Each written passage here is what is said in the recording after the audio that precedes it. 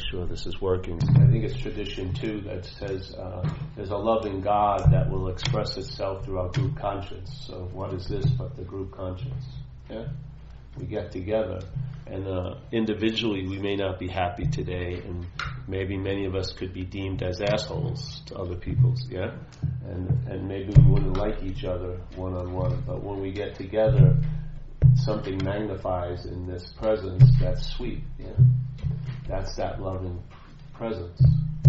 You know, that thing that's moving through this group consciousness. Well, you can have it in a singular way, if you want to call it singular.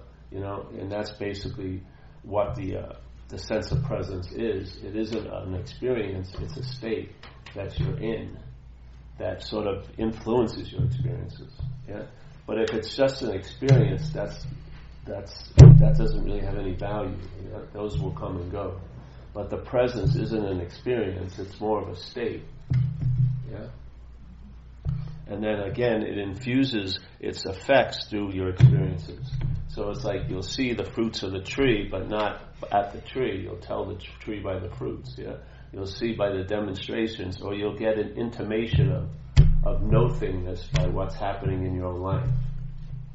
Yeah. Yeah, so when I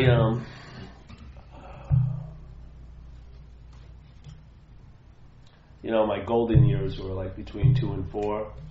It was a very nice time in my life. Everything was really bright, literally brighter. I mean, the whole background of the screen was brighter. My parents looked much happier, and a lot of other things. And then I grew into a state of introspection, you know, mental activity. Before, the activity may have been just starting and didn't have enough momentum yet. So I was truly engaged with the conscious contact, moving through the 5 gates. Yeah, it was hearing, feeling, seeing, tasting, touching. When I was playing, I hadn't had time constructed yet, so I couldn't worry about will I be playing next week, because I had no idea of next week. You know, so I was here because my mind hadn't entertained yet. It could be somewhere else, which is only seemingly so, but that's what most of us, the mind does. It seemingly vacates here. It can't leave here, but it seemingly vacates. When I was a kid, that hadn't been entertained yet. So I was here because there was nowhere else I could be. And so spontaneity and all that of wonder and awe was available, which I think is just pregnantly available to all of us. It's just based on the condition of your mind. Yeah? That mind will attract certain aspects that want to manifest, and other aspects of mind, or other minds, like alcoholism, will attract other aspects that want to express, like vindictiveness and, let's say, smallness and anxiety and paranoia. Yeah? Yeah. We're just in a sense, we're a situation that is like a transmitter and a receiver at the same time. Yeah? And it's really based on where your mind is resting. So in AA, obviously, they believe that the root of the problem was the obsession with self. And there's a statement in step 4. Well, maybe we'll start with just this. So what happened was I ended up in 1985 in San Francisco, pretty washed up. You know, I was an intravenous drug user. I was living some of the statements of AA, like a day at a time. I was living that. And I was living think, quite a lot, you know what I mean? But the only thing I was thinking about was me and what was going to happen to me. And I ended up having to go into a drug and alcohol program called Delancey Street. They have some in New York City too, I think. And all I wanted was a place to stay that night. I had lost the rent money of the place I was living, as I had used it to overdose the night before. And I didn't want to face the landlady, so I ran out of that apartment around 5:30, and I didn't know what to do, so I walked down to this program, which I knew about because a girlfriend of mine a few months ago tried to drop me off there. She became my ex-girlfriend very quickly when I found out what it was, but I remembered it. And at this point, I was not in a good situation, so I thought about it. I said, I'm going to go down there. So I walked about 40 blocks, and I got there at 6. And I walked in, and there was a bench that you would sit on if basically you were giving up on life, you know, coming onto the sidelines. You should be in a malleable position, you know, because you're pretty much washed up. So I sat on that bench, and you have to wait for them to interview you to see if they want to accept you or not. There was a big clock across the way, and I was looking at that, and it said 6 o'clock, and I said to myself, because I'm in this dream world of me, like a little video that was actually not reality TV, just fantasy. And I said to myself, I'm going to give them the 6:30 to see me, or I'm out of here. I had a lot of important engagements to keep. I really had nowhere to go. I didn't have a pot to piss in. I was totally washed up, but I'm assuming that I wasn't where I was. So around 6:24, they called me into this room and they started asking me questions. A lot of it I wasn't really listening to, but I heard this one. They said, "Do you want a place to stay tonight?" And that's what I wanted. Yeah, I wanted sanctuary. So I said, "Yeah." And they said, "You need to, you have to make a 2-year commitment." So I said, "Sure." Actually no intention of fulfilling the commitment. All I wanted was that one night. But so they accepted me. And they released me to the mass population of Delancey Street. And I stayed there 2 years. And I'm not proud of it, but I actually thrive in an institutional setting. I do really great when someone else is telling me what to do. I went to college there, and I had a lot of responsible roles. But after about 12 months or so of the program, I was sensing that there was something I needed. So I was asking a lot of the old timers, because some people live there the rest of their life. So I was asking them about something, and none of them knew it was in there. So I just figured that they don't have actually what I need. I don't know exactly what it is, but they just don't seem to have it. I've asked everyone from the top person down. So I started to rely on my head again, and my head told me what my problem was, which was narcotics. And that was true. But it made a little bit of an amendment that I could probably drink. Now, I didn't run this by anyone in the program. I just filed it in my head, and I went on my merry way doing what they were telling me to do, but this was just biding its time, So at the 20-month mark, they said, "Listen, do you want to stay here 5 more years, or do you want to enter a workout program? If you work out for 4 months and you fulfill all the requirements, then you'll be graduated. You'll have 24 months and you can leave. You'll be a graduate." I said, "Yeah, I want to do that." So I had to get a job. I had to open up a checking account. I had to buy a car. I bought a little Toyota Corolla, and they get my money, help me save the money. And then at the 4-month mark, I had to look for a place to stay. So I did. I fulfilled everything they were asking of me, and I started looking for a place in San Francisco.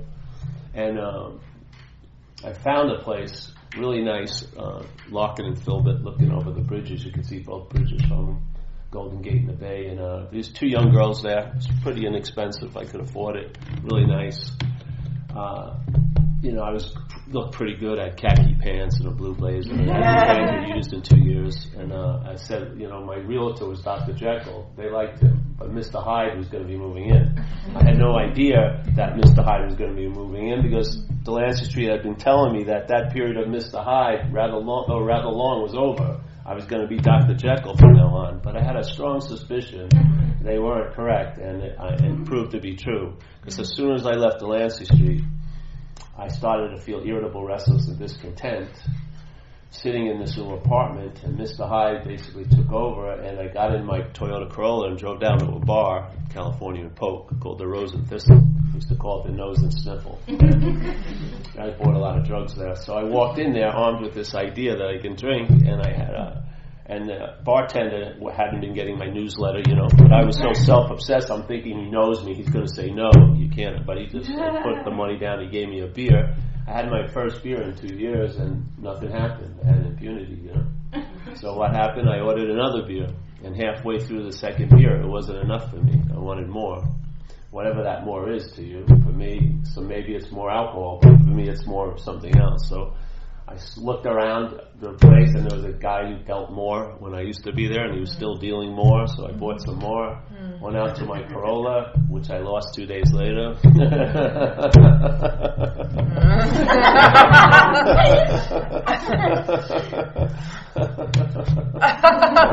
I did a line of more, and it was like that movie The Shining with Jack Nicholson, when he comes through the bathroom door at the end. "Here's Johnny." It was just like that. I was totally possessed. Which that's how I see alcoholism. I see it as a parasitical movement or a possessive type mental wind. So it took me over again. I went on a 10-month run, and then I washed up on the shores of AA 10 months later. I've been clean and sober ever since, 25 years or so now. And it was a regular day at the office when I was drinking the last day. I'd given up all hope, basically. I just spent 2 years in a program. I had a lot of hope that it was never going to be like it was, and it was worse, And I just was really, that pitiful, incomprehensible demoralization. I tried my best. It looked like, I went to college, all this. I had no defense against what was going to happen, just taking over like that. And, so I was just sitting, the day it happened, I was in a trailer park outside of San Francisco, not thinking about anything but how I could survive and get money to do some more, so to speak. And I was drinking Royal Gate vodka, which is a cheap vodka in California. You probably have it by another name around here. It's like 80 cents a pint. And I was passing this bottle of vodka back and forth to this guy who I didn't know. I was waiting for a mutual acquaintance maybe come and have some money. He had a big bulbous nose and varicose veins on his face, and I looked at him and I said, "This guy's a freaking bum," But lo and behold, it looked like he was looking at me like I was a bum. And that was the moment of clarity for me. And what it was something stopped my mind for about 3 or 4 minutes. I had no idea that was possible because it had been so busy for so long. To have it stop, and it was like a portal opened. And it was like the first translation that came through was like it was like a CNN news flash. No story, just a big headline. And the headline was, "I'm screwed." Yeah? Yet I'd been screwed for quite a while, but I had no idea how screwed I was. But this information, it was informing me how screwed I was. And it was very freaking sobering, And I've never picked up another drink since then so far. So suddenly all this new information came into my head, like say no to the next pass. And then I left to it and went to a phone booth, and I called the program I had been in, Delancey Street, to see if I could come back in. It's just something was up, And they had been getting my newsletter for the last 10 months, and they said, "No, you can't come back. You gotta maybe in a month and come back for another interview." And I said the first honest thing I'd said in 10 months, and that is, I don't think I have a month. I could just feel it was very terminal. Things were not going to turn out well. So I called up another lady I used to party with in the city, and she must have heard the humility in my voice, and she decided to try to help me one more time. And she drove up to this place, which is an hour and a half drive. In an hour and a half, I had an alcoholic miraculous recovery. I wanted to get loaded again. Thank God she wouldn't buy it. And she made me a deal, just like Delancey Street did. She says, "You want a place to stay tonight?" I said, "Yeah, that's what I want." I had nowhere to go, no money, just washed up. And she said, "You got to go to an AA meeting." So that sounded easy to me. 1 hour. With the last time I had the deal, I made a 2-year commitment. I said, "Sure. For sanctuary, I'll stand on my head for an hour." So I went to a men's meeting. She didn't even go in. She just dropped me off and picked me back up at 9. And I've been sober ever since. And that portal, even though it seemed to have closed only after about 5 minutes, a solution that came through that portal has been a living one for 25 years. Its momentum is this almost like electromagnetic. It infuses its own momentum on and on and on and on and on. Yeah? And that's what happened. And so it was a regular day at the office. I'd given up all hope. I wasn't looking to get sober, yet something had a different plan. And so I started going to meetings. And then, I spent the 2 years in Delancey Street, and I saw that I didn't like them and the way they did things, but my life looked a whole lot better with them running it than me. So I had the third step as an intimate experience. Yeah. And so the first step was that I was powerless and my life had become unmanageable. Now this is where it gets a little tricky for me, because the way I heard it from where my head was, it sounded like the unmanageability was caused by my drinking and using. Yeah? So I pinned a lot of my problems on the drinking and using, and I had many rude awakenings when the problems still arose after I hadn't drank and used for a year, 2, 5, 6 years. Yeah. So I much I much rather how they state it in the how it works, where they get to the end and they go, you have to be convinced of these three pertinent ideas, and your experiences before and after, meaning before you're sober and after you're sober, right? Verify it. And the first one is that I'm an alcoholic and I cannot manage my own life. That sounds a lot clearer to me, because it points out that I am not managerial quality. Yeah, before I had a drink, way before I had a drink, and after. And actually, you could construe that my drinking was one of my solutions to alcoholism. Yeah? When I was a kid, I found drinking as a solution to the alcoholism. I got a little relief from the unbearable obsession with self. I didn't care what a girl said when she said hello to me in school, what she meant by it for 5 hours anymore. I didn't care what my batting average was. I didn't take it personally when someone got up from the stands when I was up at plate anymore. Things like that weren't happening now. Yeah? So the first thing is the powerless. Yeah, it's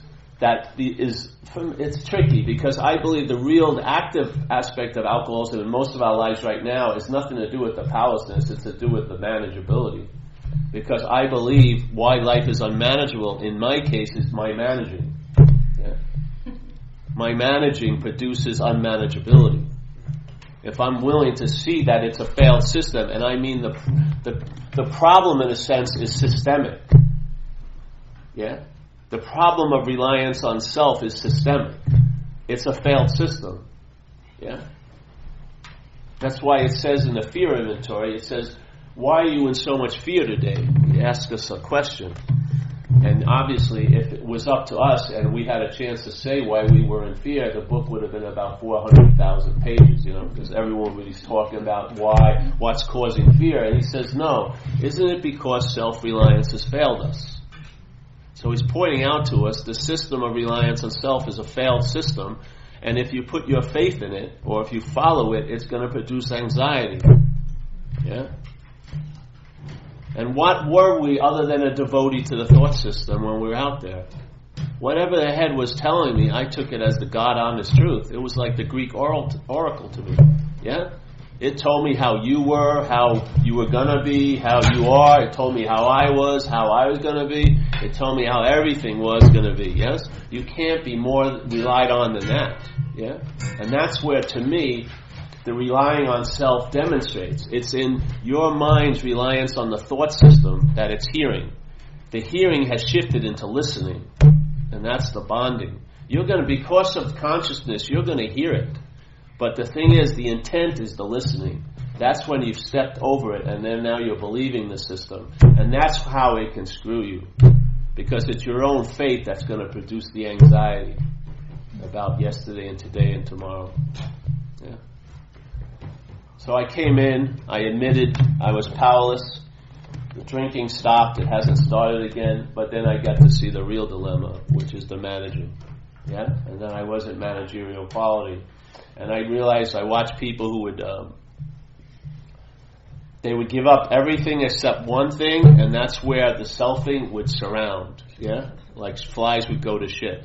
Let's say if it was a woman, she wasn't willing to give up her body image to God. She wanted to work out and make sure this and that. And then all her anxieties and feelings of resentments and threats were all around that topic.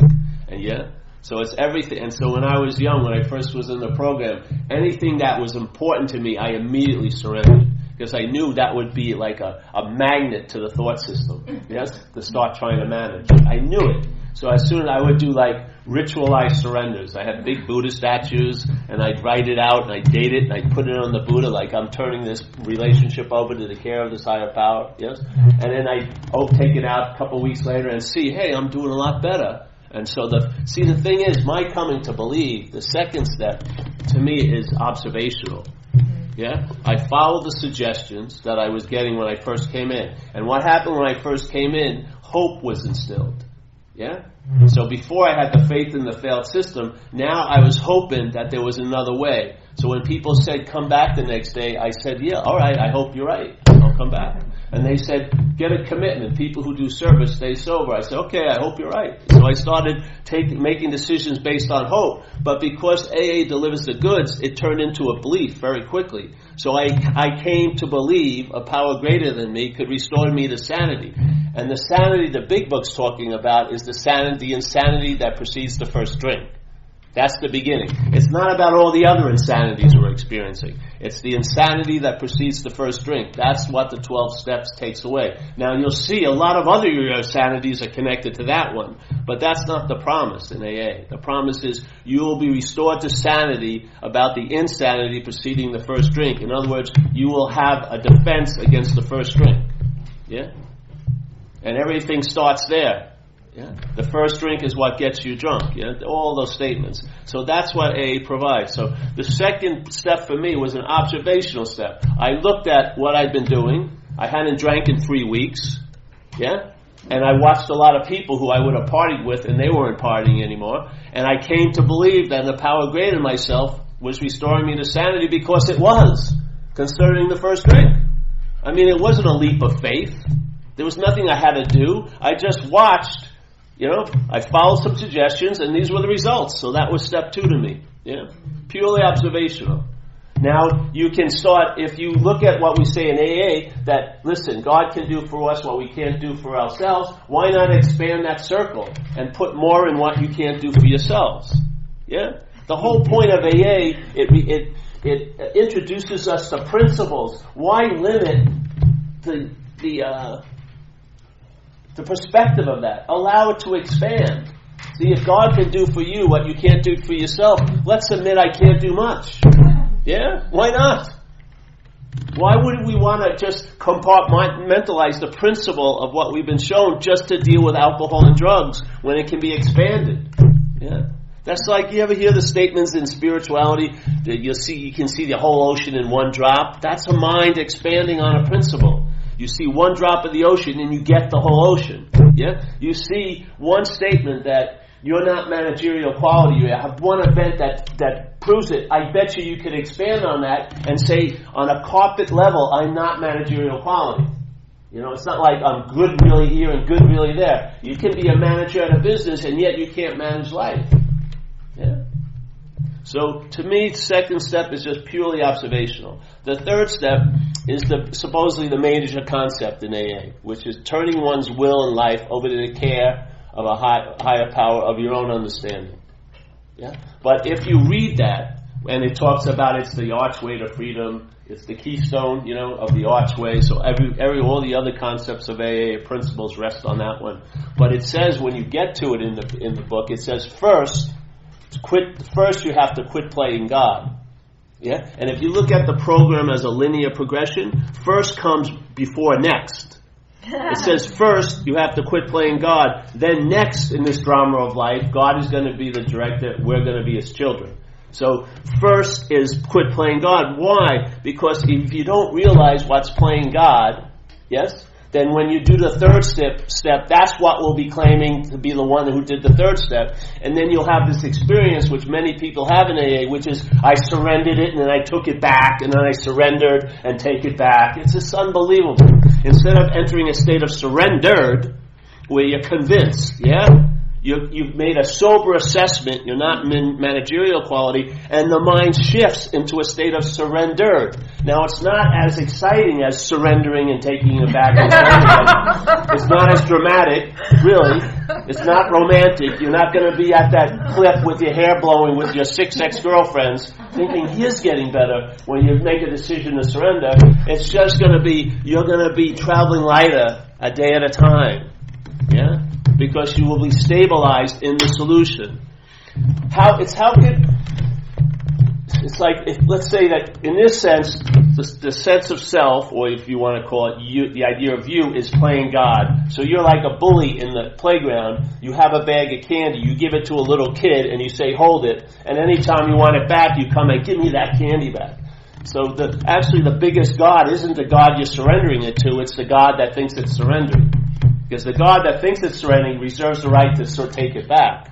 Yeah? There's no real solution in that. Because what happens, you like to play, oh, I forgot to surrender, and then you get the drama, and maybe you get into a bad relationship, or you sleep with your friend's wife, and maybe you expected that you're always going to get to the point of surrendering it. It may not happen. I've seen people who played around. I've seen a lot of people go out after 20 years, and that sense of connection to a higher power is not available anymore. They're not accessing it. They're like drying up. I can watch them drying up. What they were taking to be a given, it wasn't a given anymore. Yeah? And this was like 20 years, 25 years of sobriety. Now they've gone into 2 detoxes, they're in and out of meetings, they're drinking. Yeah? Yet they had 18 years of like incredibly traveling lighter. Yeah? Wherever your mind is resting on is going to demonstrate, it's going to express from there. If you have faith in the failed system, you're going to live in time and in a lot of anxiety. You're going to believe every thought that comes through the noggin. You're going to be listening to that crazy weatherman, and all your closets of life are going to be filled with rain gear. Because you're going to be freaking afraid. When you hit peace, you won't be able to enjoy it. How can you enjoy peace if you're driven by time?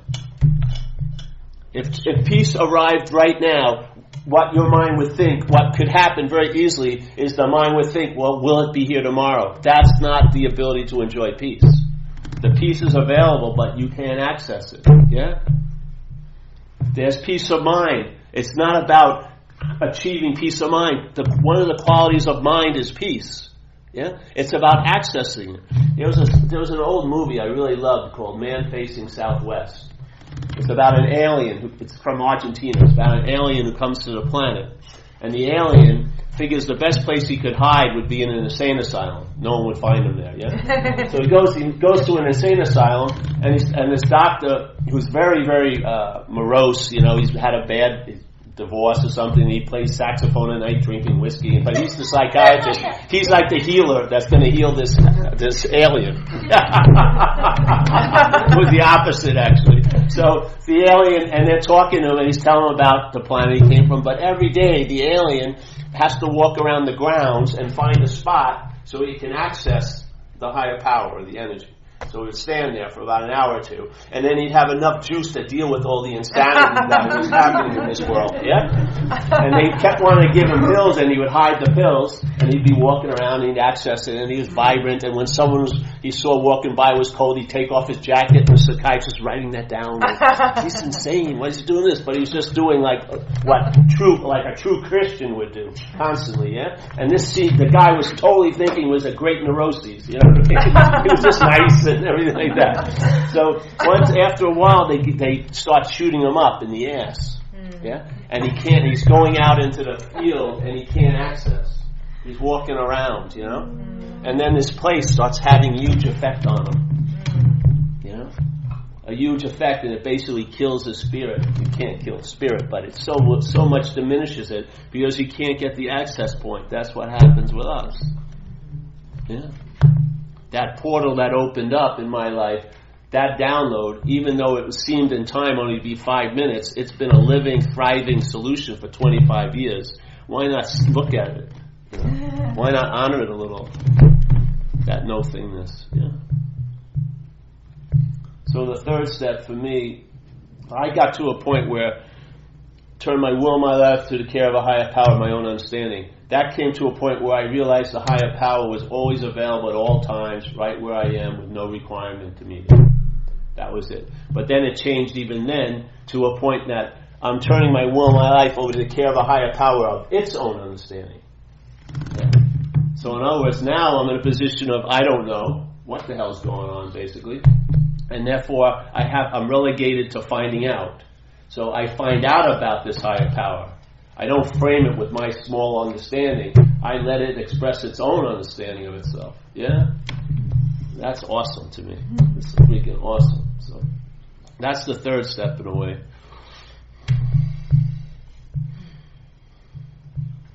The fourth step is, for me, it's stated so beautifully clearly in the book. It says, at the fourth step, being convinced, which the word convinced means to believe with certainty, being convinced that self, manifested in various ways, is what has defeated us. Yeah? Let that sink in. Being convinced that self, right, manifested in all these different ways, is what has defeated us. So it separates the two. Us is all of us, and self, separate. Being convinced of that self manifesting in all these ways, fear, whatever you want to talk, resentments, they're all manifestations of self. Is what has defeated us. We will now look at its, meaning self's, common manifestations, the common ones. Let's not deal with all of them right yet, common ones. And then the next paragraph, it says resentment. So obviously, if you read this with this logic, which I can't see it meaning anything else, a resentment is an expression of self in your life. Now, how does self have the chance to express in your life? Through you. How does it happen? How does that thought system of self have so much carte blanche to express so much of its own expressions through you? And every time it expresses through you, you call it yours. So when fear is expressed through you, you call it your fear. You can't be more identified as self than that.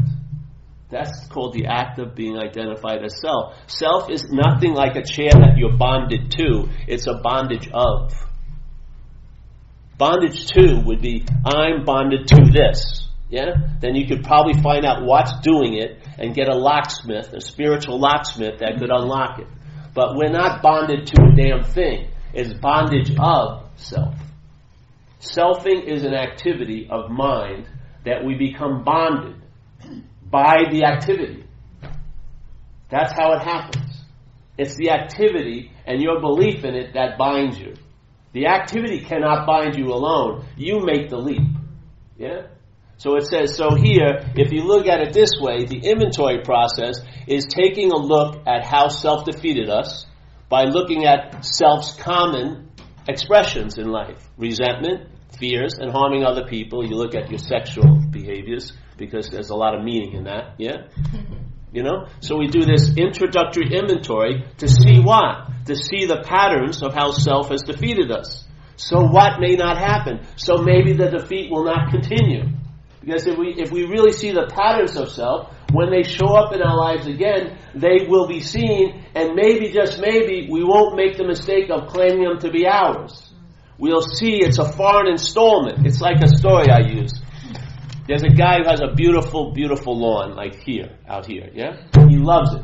He runs around in it all day without his shoes in the morning dew, and he has tournaments, lawn bowling, and there's a lot of picnics. He loves it out there. He's had hammocks and things, and one day he jumps out to jump in, and he steps on the lawn, and he steps into some shit, So the first thing that goes is he's got to wear shoes now, So now he goes back, gets some shoes on, and he starts walking around, and he notices there's a lot of shit all over the lawn, starting to smell and everything like that. And a lot. So he says, what am I going to do? Of course, like an alcoholic, well, I'll just ignore it for a while. So he goes back in, comes out a few hours later, it smells even worse, there's more.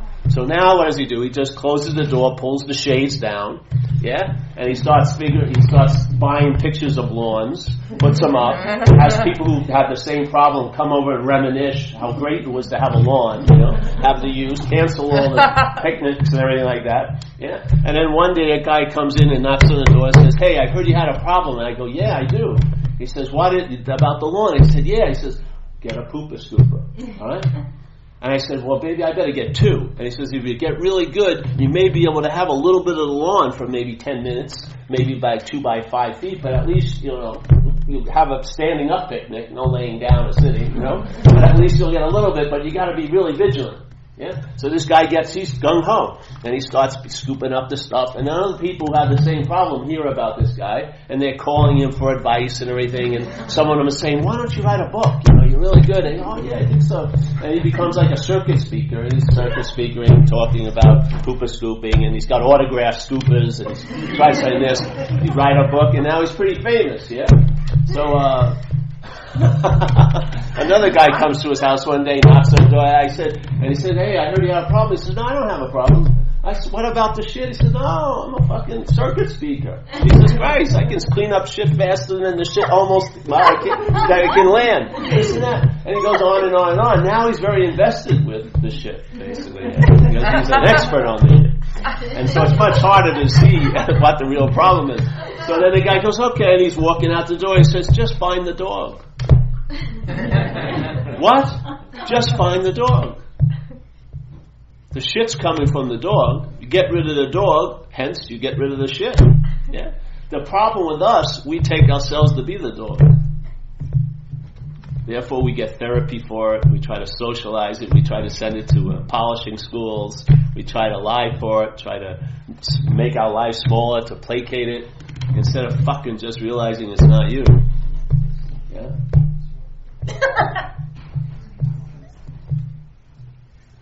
If you see it as a dog, you're apt to want to get rid of it. But if you see it as you, you'll never be able to entertain that possibility, except killing yourselves, which many people do. And usually when people kill themselves, they don't shoot themselves in the elbow or anything, they shoot themselves in the head, because they want to kill that sound up there. They want to kill that parasitical tendency of alcoholism. So they feel like they have to go with it, basically, to end it. They're so identified. Yet what would happen, this is what happened to me, when my mind shifted, or whatever you want to call it, I saw self in a whole new light, and that light told me it's a foreign installment. Yeah? It's a foreign installment. It's a parasitical movement. It's not me. And as soon as I entertained it's not me, I realized I can be free of it. Then I started entertaining that possibility, and it's bore fruit. Yeah. Yeah. And then you start knowing the problem, if you want to call it that, from the solution. Just like you know the problem somewhat underneath it, but that knowledge is like being a professor of holes who keeps falling in holes. That knowledge is being claimed by self, and it will avail you nothing. Because the movement of selfing, its greatest movement is to claim. So if you learn anything about self, it's going to be construed as a self, and it's not going to lead you to freedom from self. You're just going to have more information of how bad it is. But in this way, you see that that isn't so. That those expressions aren't yours. They're not your fears. They're not your resentments. They're the expressions of a thought system called self that has become dominant and has taken you and me over. That's why in an AA room, you listen to people. I don't identify with who you are. I identify with what's taken you over. Because the same thing has taken me over. And we share about what it's like to live under that tyranny, and we find solace in the commonality of our plight. Yeah? How could these thoughts that I held to be mine, how can you have them? How can the feelings I only called to be my feelings? I've heard tons of alcoholics share my feelings in tons of meetings all around the world. And I've shared my heinous reactions to life. I've heard them share their heinous reactions to life, which were quite similar to mine. So I ran into a thing after a few months of listening to people that how did you get my thoughts? Or they're not my thoughts. Yeah? How did you get my feelings? They're not my feelings. And they're not your feelings. In a sense, they become our feelings because we've been taken over by the same parasitical movement that doesn't have an infinite amount of characteristics. It has a very set, finite number of characteristics that have been expressing through us for quite a while. And thank God a book came about, and thank God some grace and life came here in 1935 that the fucking parasite was revealed to some extent. Because we were hopeless before then. We were being stuck up in attics. Oh, that's just Uncle Fred. Don't go up there. People were getting lobotomized. They were going to jail. Even didn't read the Psalms. They didn't know what to do with winos back then in the Old Testament. Yeah? And yet now a solution is dropped in to this possibility here. And there's tons of grace involved. There's tons of freaking grace in AA. There's so much juice. I've met a lot of groups, non-duality groups. There's nothing compared to the grace in AA. Non-duality is groups are festering another addiction, a spiritual addiction. They need 28-day programs, but they call them retreats. It's a mistake. They need a retreat. They need a retreat from retreats. Yeah. All their self-help books got to be taken away and their DVD machines shut off or something. Yeah. Really, you see it. My girlfriend in San Francisco, she had never heard of anything spirituality. She's come to the talks for 4 years. She has a very good sense of it. And when she comes to groups that are very spiritual professionals, she just sees suffering. It's so simple to her. It's not a big blown up deal. She's just traveling lighter. And that traveling lighter initiates more entertaining of what's allowing her to travel lighter. Very, very, very clear, very, very pragmatic, very, very dog shit awareness type. And I see the value in that quite a lot. Yeah. So the fourth step for me is writing out an inventory so that you can see the pattern of how you were defeated. So then when the defeat is occurring in the past, in the future, let's get to the fifth step. You share it with someone else, and that power. It's a trinity. You just don't share it with another person. You beseech that power to be there. Yeah? Because the power is the juice that's driving AA. It isn't the 12 steps. The 12 steps are here to diminish a mental condition. The spiritual condition's already so. Yeah? Nothing's producing a spiritual condition. We are a spiritual condition. We're just not accessing it because we're up the ass of self. Yeah? We need a diminishing of a mental condition. And AA brings you out of yourself through humility and service and this and that. And getting out of yourself diminishes the mental state, so what's obvious becomes obvious to you, which is its only value. It's not valuable if it's just obvious, if it's not to you. Not in your life. It's not valuable. Its value is applicable to you. You know? You can say everything is all this and all that, but if there's no access to it, it's not producing any value in your life. You've got to be accessing it. You've got to be like that man facing southwest. You've got to be allowing the downloads to occur. Yes? It's not good enough to say, oh, there is this infinite space. That's a conceptual idea. This is a tactile finding out about it.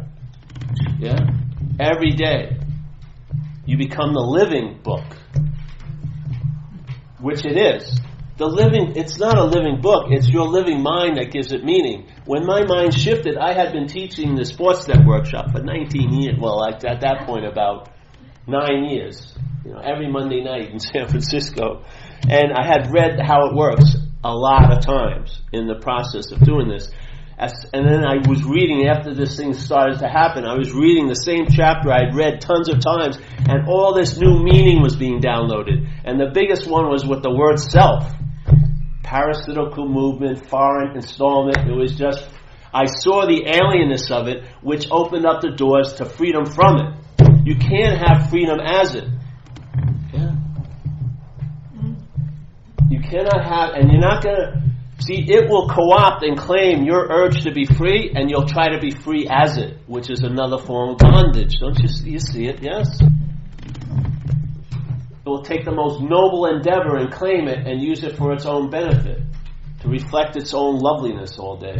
You'll be obsessed with how you look in your whites and your patchouli oil and your goddess look, Maybe practice your loving gaze. So the fifth step, I shared it with this person, and now I've done a lot of fifth steps, which is holding the space.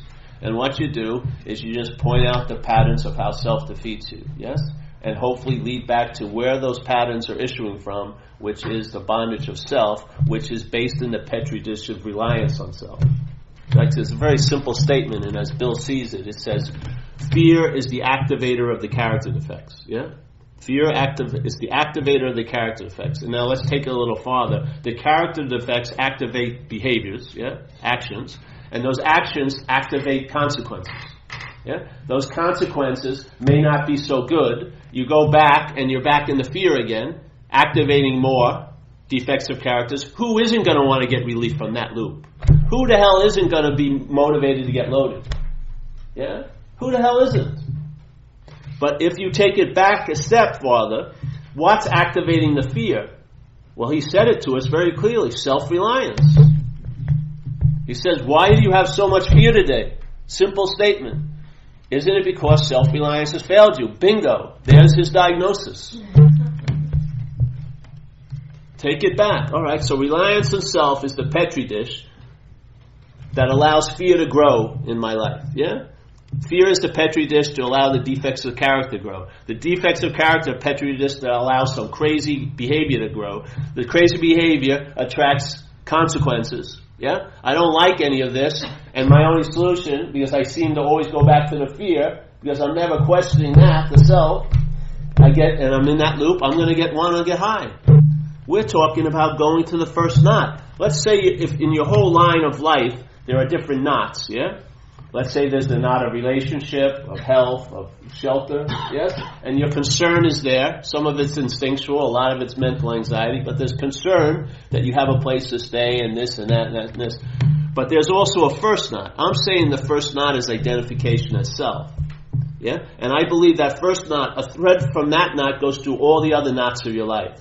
If you get unknotted in relationship, it only lasts usually for a month or two, right? You go to a lot of retreats, and then you read a book, and then everything's great, and in 3 months you're doing the same thing. You hate the teacher, and you hate the book, and you throw it out. Yeah? That knot may loosen up, but does it affect all the other knots around it? Probably not. It's lucky if it affects the one or two next to it. But this knot, when loosened, affects all the other knots in your life. Yeah? And then you realize that's the source of the dilemma. The source of the dilemma is reliance on self. How far has the reliance on self gone? You're identified as self. You can't be more reliant than that. You've crossed you crossed the line of reliance, crossed the line of obsession to an identification as. Yeah? In that identification, it claims to be the one who has all your obsessions. Every obsession you've gone through in this life, it says, I'm the one who had them. That I that you feel has had them is the selfing. That's the feeling of being a self. It's not what you truly are. It's a manufactured mental freaking idea clothed in feeling. It's a sense, a vague feeling that I'm the one who did it. Yeah. Even though it says in the first thing, you were powerless over alcohol. What would happen if I was powerless over substance and I took it? Fucking possibly anything. Yeah? Yet, we're still mining tons of guilt and shame based on what we did under the influence of alcohol and drugs. You don't see the powerlessness of it? It's like dancing with a gorilla. You stop when it wants to stop. Yet we're still, the deeper habit of mind is the identification of self as the doer. So all the evidence of how powerless you were is still not weakening your claiming the behavior you exhibited while you were loaded. Yeah, because you're trying to get relief at the third knot. The first knot is where the real relief is. That's where it stabilizes. That's been my experience. And it's been constantly my experience for quite a while. A traveling lighter has stabilized. It's nothing special, but it's a whole lot different than it was. Yeah. And there's an assuredness in it, because it's rock solid. And it's not me participating in it, because if it was, then my me would say I wasn't participating in it one day. That's what it would do. If it felt like I achieved it, it would also produce a feeling that I could blow it by not doing something. I don't want it to have any power over my primary condition. I really don't want it to be meddling in what's so by trying to make it not so, or seemingly so, or close to being so, or it was once so. If you really work hard, maybe it will be so again. Screw it. Yeah, just free from that shit. So step 6 and 7. Yeah, only given a paragraph or two in the big book. But 6 and 7 is what you do with when the patterns of selfing are illuminated in your behavior by doing the 4th and 5th. You'll see the pattern sometimes as it's forming. Yeah? And if you can see it when it's forming, and you say, hey, I'm entirely ready to have this, it's coming right out of the oven, it's the perfect time, there's so much pregnant energy then, it's just ready to hatch. You're catching it right before it spawns, and you go, I'm entirely ready to have this, and your finger's right on it to this. I am entirely ready to have this removed, and I humbly ask you to remove this. That's 6 and 7. Yeah. So when the defectors of character are activated by the fear, you watch it, and you tell the truth before it takes form, before it sets up consequences and behavior and circumstances. Yes? Because then you're on the fly paper, aren't you? You're stuck. You have to. It's really hard to get out of the house that you've already moved in and put it. You're like paying mortgages. You bought the Tempur-Pedic bed, whatever. You got all the fountains in it. It's very difficult to move out. But if you saw the blueprint of that house and you realize I'm not a tenant of that, it would never formulate. You wouldn't have to try to figure out how to get out. You'd realize you were never in. There's the solution. Yeah. So for me, 6 and 7 is a living thing. I find it really powerful to do it in a meeting, because that's we-ness, and that loving presence is magnifying everything. If I'm sitting in a meeting and someone's sharing something and I identify with that defect, I immediately do 6 and 7. I say I'm entirely ready to have this, what they're speaking about, removed, and I humbly ask it to be removed. It's got a lot of juice then. So I really love doing it. You want to get it as soon as you can, because if it's a week, you've already made it something. Yes? There's a certain bonding is set up. Now it's your defective character. If you just see it as a defective character, it's much easier to let it go. Once it morphs into yours, there's a lot of hidden agendas. There's a big story in a book called Freedom from Bondage, used to be by a woman who talked about, she had a resentment towards her mother, and most of her life she was saying, I'd love to give this up and that and up, and then she got sober, and she realized if she doesn't get rid of all these resentments, she's going to drink again, and she's going to die. And then she realized that this resentment to her mother was really like the teat of the golden cow. It was excusing her for all her failed marriages, not finishing college. She'd been blaming her mother for so much. She had been nurturing this resentment. She was not willing to let it go. She was mining it. That's exactly what can happen when a resentment moves into your resentment. When it moves into your resentment, the selfing is getting something out of it. It's using it. It has an advantage for it. It's not willing to let it go. If it's seen as a resentment, it's much more apt to be gone. Yeah. So 6 and 7 is a living activity.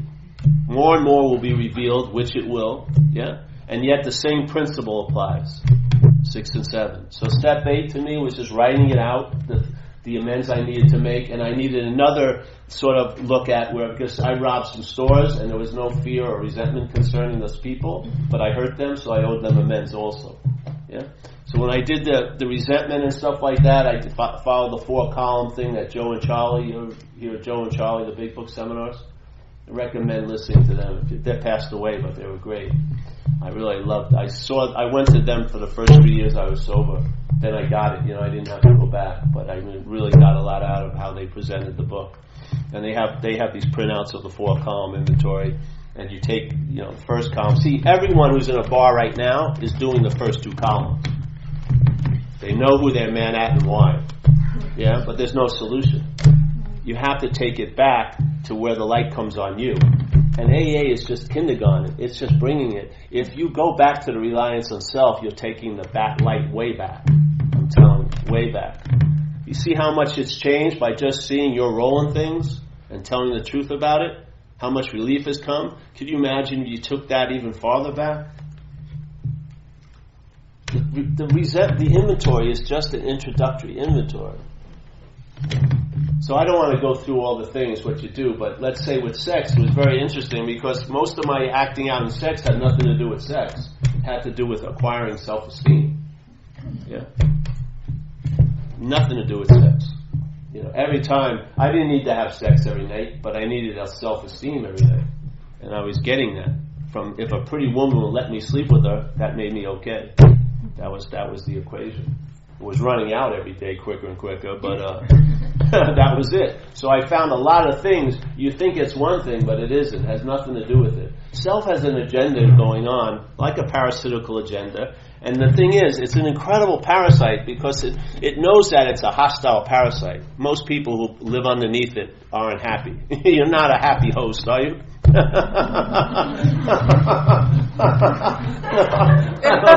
don't think so. You're not, come and see my pet, it's not like that at all. So it has to have an incredible strategy to keep the host at bay. And its strategy is to convince the host that it's the host. Yeah. How do you do that? That's the selfing. The selfing is talking to you as if you're a doer, as if you're a body, as if you're a historical figure, as if you have choice. Yes? It doesn't take any consideration about consciousness, which is what's in contact here. You're not in contact. You're an afterthought. Consciousness is in contact through this apparatus. This apparatus is just a conductor. There's no the conductor in it. There's just something moving through. Yeah? The selfing constantly implies and infers and assumes there's someone there. Yeah? And that someone is like a holograph. It's a picture, usually identified somewhat being in a body or a body. Yes? And it thinks about you as a body. Yeah? The language is a subjective language used by objects. So somebody just walked in and says, you're growing your hair. And in fact, I'm not doing a damn thing. I'm just not cutting it. You know, I'm not taking like 3 hours a week to grow my hair. You know what I mean? If I don't do anything, it grows. I don't really have, but the language sounds like I'm doing something. Yeah? And you say it very innocently, hey, you're growing your hair. But innocently, over and over and again, you don't see like the trance-like effect? We all play hypnotist for each other with the language. Oh, you're doing that? Or you know, no. I didn't feel like I was doing it, but maybe I am. There you go. Once the claiming occurs, the sense of self you feel, and then the sense of self activates tons of ideas downloading about you, about them. Do you leave it whatever way? For the 4 o'clock. Oh yeah, you're all right, right? It all moves into the same thing. Yes. All right. So let's see. So 9, you just make direct amends to people that you've hurt and harmed. And to me, I think that's one of the most powerful steps. Was the 9th step. Yeah. And I've been conveniently avoiding a lot of stuff, and pretty successfully. And I got onto that 9th step, and I was just running into people I owed amends, and I'd see them on the street, and my first impulse was to keep going, but then the AA kicked in, and I pulled over. I said, come over here, I owed you $45 for a phone bill I didn't help pay, and stuff like that. Just kept running into so many situations, and then to make the amends, and I'll tell you, that's where a real relief came. I can explain it very simply. There was a place when I was out there using in San Francisco in a place called North Beach. There was a market called Rossi's Market. I used to rob quite a lot to survive. I'd wear a long jacket and I'd take a flank steak, put it in the back, and 2 16-ounce beers here, and that would allow me to make it to about 1 in the afternoon. Yeah, did it like every day for months. Never got caught. So I got sober and I was conveniently forgetting Rossi's Market, but there was a good AA meeting in the area. And in San Francisco, parking is a premium. It's very hard to find a space. But every time I went to North Beach, I wouldn't even go near that block that Rossi's Market was on. And this went on for months, yeah?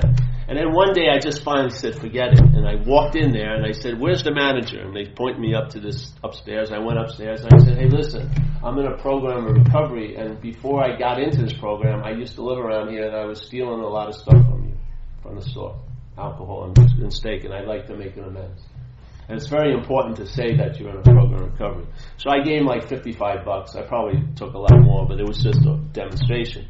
And the great thing was, as soon as I left after doing that, I've never thought of Rossi's Market again. That's what you get freed from. You get freed from being a storage unit. From all this shit that you think you did, and all the claiming, and all the guilt and shame that you don't want out, and all the secrets you got to keep. There's a lot of security to pay for, which is your interest and attention, being in dead space. Yeah? What happens in AA, it liberates that, so that you actually be more here, and then you realize this is what you were looking for your whole life. It's just being exactly where you are. But most of us in alcoholism and addiction, we're in a mental here. We're in a here that's been interpreted, that's chock full of the past and the future. Yeah? Regrets and worry. And I didn't want to be there for a second. Yet right where that seemed to be, what really was there was the solution. The problem was the last place a problem wanted to take me, was right in this moment. Yeah? And if you look at your thought system, where does it rely on? Where's its value? Mostly in the past and future. Yeah? Most of us are using this moment to think of the mind's using this moment to think about a future moment, yeah? Or to regret or go back into a past. You can't see the system's value there. Yeah. So in step 9 is you make the amends wherever you can. Some of them I couldn't, so I wrote letters to them and put them in a nightstand. I had fairs in Europe and stuff. And then step 10 is you continue to take personal inventory. Yeah.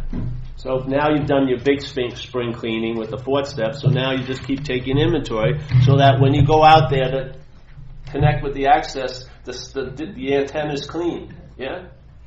People who think they can meditate after they've just ripped somebody off a half hour before are fooling themselves. Your mind is agitated. You're not going to find any peace. With selfing as the dominant condition, your mind's basic false nature is agitation.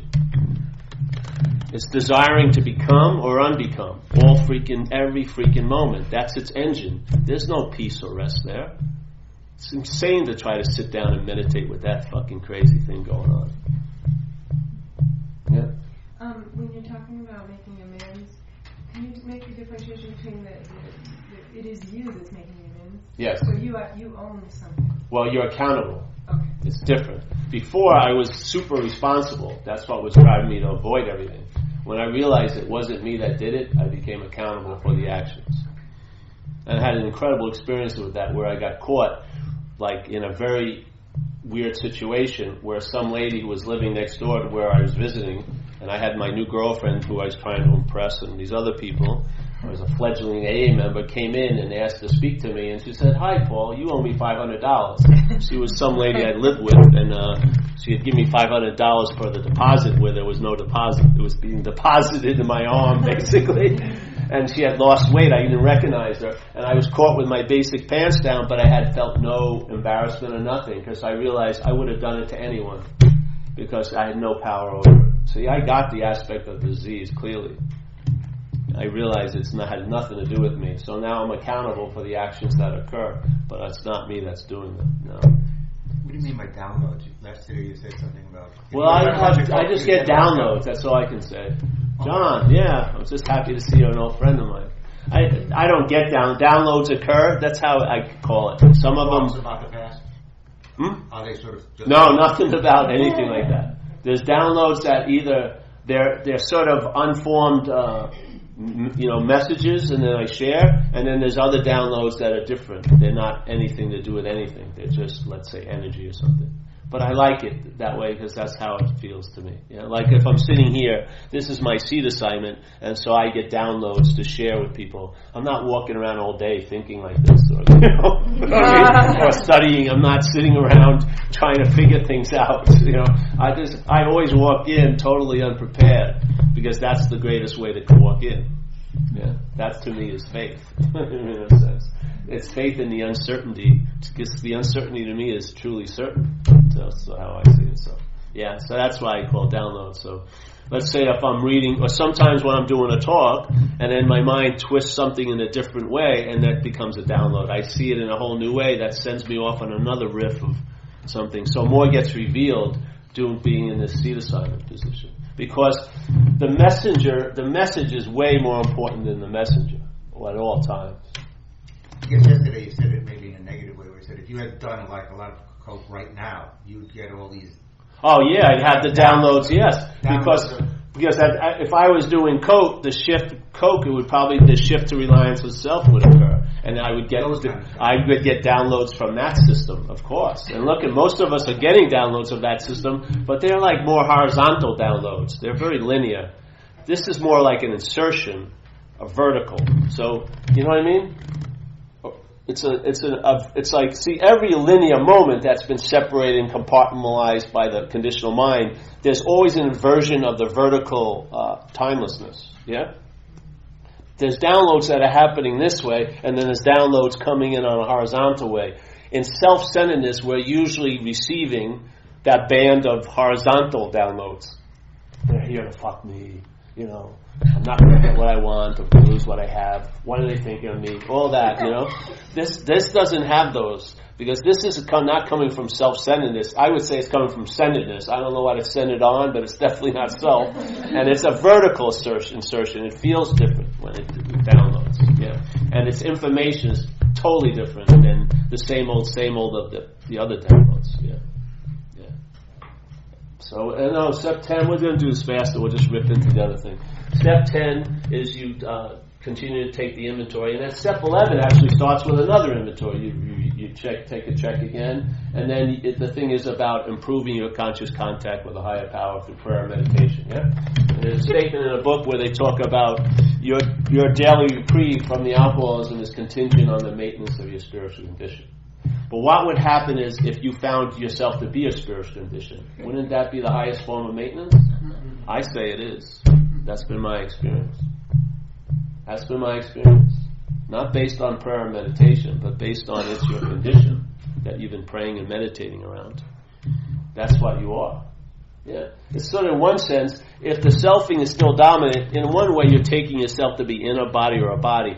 It's like trying to graft no-thingness onto thingness. It doesn't usually take. Just like when I got run over by a car, they tried skin grafts, and the damage was so severe, skin grafts didn't work. They had to do a radical thing and take a whole piece of my back out. In the same way, if the identification as a self casts you as a body, I'm telling you, the thought system sees you as a body. Now you're going to be seemingly a body trying to become spiritual. You don't see the failedness of that? It's the best you can do is graft the spirituality onto a body or graft it onto a mental idea. But if you're not a mental idea and you're not a body, maybe, just maybe, you are a spiritual condition. The awareness of that is the highest form of maintenance. Entertaining that is the highest form of maintenance of a spiritual condition. Entertaining it, knowing, it's like Ramana would say, knowing God is being God. Yeah? Knowing God is being God. That's maintenance of the spiritual condition, being a spiritual condition. Yeah? That's how you really maintain it. That's how it runs beautifully. You don't need it always taken in the garage of meditation and get into a hallowed place, which is fine if you like them. But if you're relying on that, then what about all the opposite conditions and circumstances? Will you be unspiritual then? But if you are that, which you may be trying to seek to improve and cultivate, if you are that, then the sense of being that is the way to maintain it. The best freaking way is called entertaining the presence. Yeah. So now that's step 11. And step 12 is you just sort of take on another way of life and another agenda in a sense, which is, helping other people to achieve sobriety and to practice these principles you've learned and are learning in all your affairs. And if you can't at the beginning practice them in all your affairs, limit your affairs. Yeah? Limit your affairs. And more will be revealed, and you'll be able to practice them in more and more of your affairs. And that's the principle of AA. Yeah? That's step 12. That's the living thread that keeps it alive. Yeah? Helping other people achieve sobriety. Yeah? And one way is just holding the space. There's a thing I want to say before we ripped into the other thing. Service is a very important thing. Now, non-duality groups, I don't see much or say much about that. But service in recovery is part of the triangle. It's unity, recovery, and service. It's a huge dimension because it's a tried and true method to get a sense of being out of self-influence. Yeah, by helping someone else. Yeah, usually not someone you know, like a family member, but going out and helping other people. You know what I mean? So in my experience of service was I took commitments, which were commitments to serve, where you would go to places like detoxes or whatever. And when I would go there, no matter what condition I was in, emotionally or mentally or physically, when I walked into that meeting, at least in 10 minutes or less, I felt totally different. Yeah? I felt available, and I sensed the presence in the room while the service was going on. This happened over and over again. And then one time, but what would occur is, that would be one aspect. I would be doing service, feeling available, sensing the presence, but then the mind recapitulating and going, but it's me feeling this presence, and then the selfing would get irritable, restless, and it produce its effects, and then I'd have to do service again to get relief from that, yeah? But it would keep on going. But this one time, I hit the presence, and instead of thinking I'm sensing that, I realized I'm sensing what I am. I am the presence. I'm having an experience of being this, but I am that. And therefore, if I'm that means I'm available. And if I'm available, I'm of service.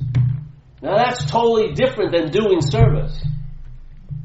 Just like in AA, let's say you write gratitude lists, and there'll be a point where your attitude will be infused with gratitude. That sense of, like in the beginning, I used to have to say a prayer, like the first few years. Every time something good happened, I'd have to say, thank you, God, that was more than enough. Because I'd start complaining really fast that I didn't get a big enough piece. Yeah? So I'd always stop with, thank you, God, that was more than enough. Then I never had to do it again because my attitude got infused with gratitude. That's how I see things now. I may not have so many experiences of gratitude all the time, but I'm in an attitude of it, which is to me, a much higher form of traveling. If you're just basing everything on experiencing, it's sort of like a consuming. You think that something's going to happen if you have enough experiences. That you can have tons of experiences. It doesn't mean anything. You can have tons of spiritual experiences. It will not provoke a spiritual awakening. An awakening isn't an experience. It's a state that becomes obvious. It's not. There's no coming and going in there. There's no high and low in there. It can appear in its manifestation as it's moving through you, highs and lows, but the fact is it's not a high and low, frequent, infrequent, it was there, now it's gone thing. It's a state. It doesn't need to be, it's not provoked or preceded by spiritual experiences. You can gather tons of spiritual experiences and yet still not be in the obviousness of the awakening of your innate nature. You can miss it actually by the spiritual experiences because you think it's got to be something when it's truly nothing. And it's never going to be something. You'll just try to make it something. It's not going to change what it is one iota. It will be constantly no thing. And that's why it's freaking valuable. It's very hard to truly twist it to your devices for your intentions. You may try, but it's very stubbornly something because it's truly nothing. Yeah. So that's it for the 12 steps. I could have, whatever. We need more time. We could go for hours. All right, 5 minutes and we'll That was good. Thank you. go to the next whatever. We could go for hours. All right, 5 minutes and we'll That was good. Thank you. go to the next whatever.